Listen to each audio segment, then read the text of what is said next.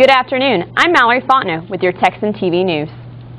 Tarleton State University will be having its groundbreaking for the new Southwest Regional Dairy Center located at the Tarleton Agricultural Center off of Highway 8 this Friday at 10 a.m.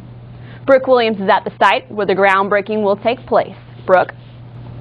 After 5 years of planning and consideration, Tarleton will begin its building process of a much-needed dairy facility.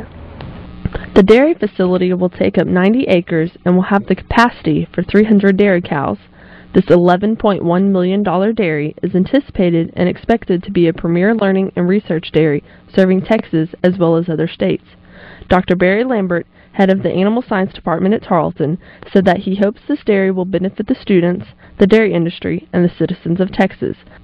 This facility should help make dairy production more efficient, which means more economical dairy products, and make it more environmentally friendly, which is good for everyone. Lambert also said that the dairy hopes to be a place for research to solve problems for the industry and provide a place for hands-on learning by students. The dairy will be run by a minimal number of full-time employees, but most of the labor will be done by students. In an interview, Lambert said they are hoping to get a digester to help turn manure into fuel, and that this facility should be home to about 100 cows this time next year. As I said, the groundbreaking will be taking place here at Tarleton's Agricultural Center at 10 a.m. on Friday morning. Some of the people we can expect to see there will be Tarleton President Dominic DeTavio, Congressman John Carter, and State Representative Sid Miller. So come on out here Friday morning and help support the beginning of the Southwest Regional Dairy Center. Back to you, Mallory. Thanks, Brooke.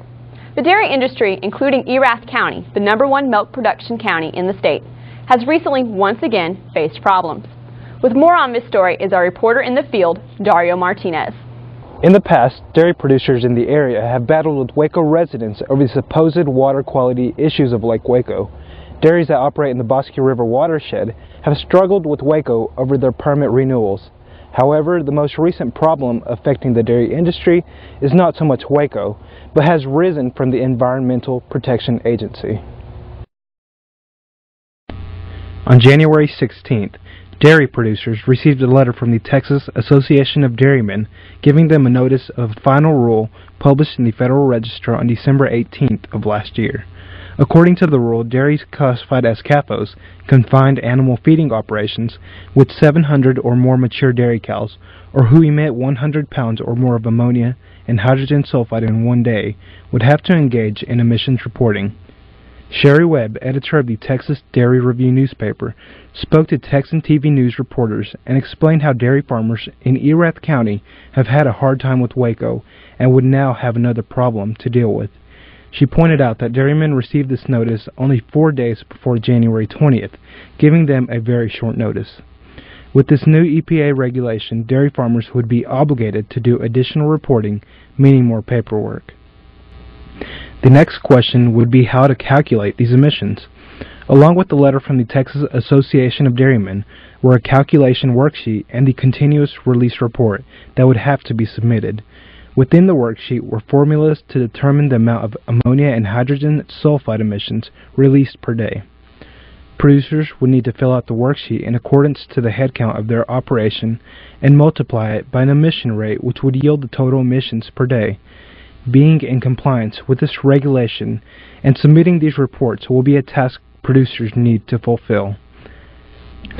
However, there may be another solution which would end worries brought on by the EPA and Waco.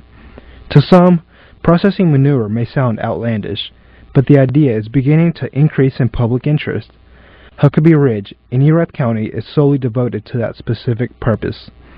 This local plant processes the manure to create pipeline-grade methane that will be sold as a commodity directly into a nearby natural gas pipeline.